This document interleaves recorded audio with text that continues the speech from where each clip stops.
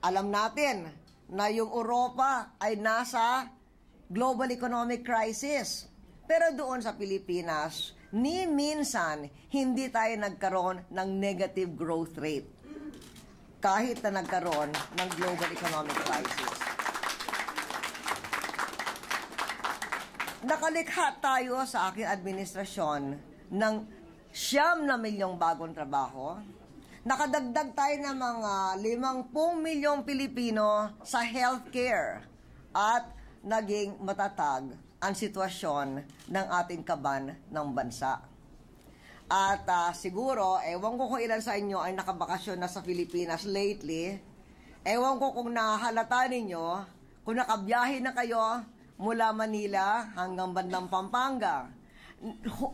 Nangalahati na lamang ang tagal ng biyahe mula Maynila hanggang Clark. Naalala nyo? Or Subic. Dahil sa pagpapalawak, ay papaayos ng mga lumang kalsada gaya ng NLEX at nagtayo ng mga bagong kalsada gaya ng SETEX. Bumili silang biyahe mula Maynila patungo sa Katimugan dahil sa mga bagong kalsada din. Halimbawa, papuntang Batangas Port ngayon, mga 2 oras na lamang, kalahati na rin ang biyahe. At pwede pa kayong mag-bus mula Maynila hanggang Boracay dahil makakasakay kayo sa Roro. Yes, sa Roro boat. Yan ang mga ginagawa natin para pag-ibayuhin ang ating infrastruktura. And in the arena of international relations, the Philippines is back. Di na tayo naiiwan. The Philippines has been a steady climber in Asia and the world. In fact, doon sa Asia, mabibilang mo kung ilan ang mga bansa na tuloy pa rin na umaangat kahit na nagkaroon ng mga global economic crisis. Halimbawa, China, India, Indonesia, Vietnam, Pilipinas. Tayo yung mga tuloy na umaangat kahit na nagkaroon ng global economic crisis. And we have new relations with the world. Halimbawa, yung Espanya.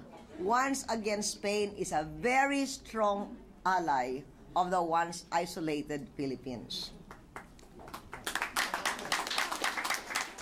Halimbawa, gaya ng sabi ko, nagkita tayo ng 2007 sa state visit. Alam ba nyo, mula nung state visit ko sa Espanya, Spain is now our biggest European donor. Wow! Siyempre, pinapaganda natin ang ating relasyon sa ating inang bayan. We are reintroducing the Spanish language in selected high schools. And in TESDA, si Secretary Jing Lapus, na Trade and Industry ngayon, siya ang Secretary of Education. Nung iyon ay sinimula natin. Eto na yung 2 congressman na hinahanap ko para pakilala sa inyo. Kasi doon sinabi ko, maraming Bicolano dito. Yung aking anak si Dato, ang ninuno ng kanyang ama, ay mga taga Bicol, kaya siya ang congressman ng Bicol, si Dato Arroyo. At saka sa mga waray, pero konti lang yata ang mga waray dito, si Congressman Martin Romualdez. Eto rin, yung Kabalin, taga Lubao, kagaya ko, ang ating press secretary si June Ekban.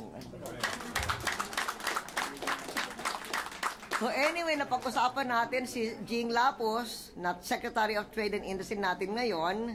Nung siya ay Secretary of Education, doon natin sinimula yung programa na ibabalik ang Kastila sa ating mga high school. At saka hindi lang sinimula niya sa ilang mga selected high school, pati na rin sa TESDA. Pwede kayong mag-aral ng Espanyol. Nandyan yung ating, why? Well, not only is it because we want to re-establish and strengthen our ties with Spain, but also because there are many Spanish-speaking jobs. Kahit sa Pilipinas mismo, maraming Spanish-speaking jobs dahil lumalakas ang ating call center industry. And our efforts to promote the Spanish language have been appreciated here.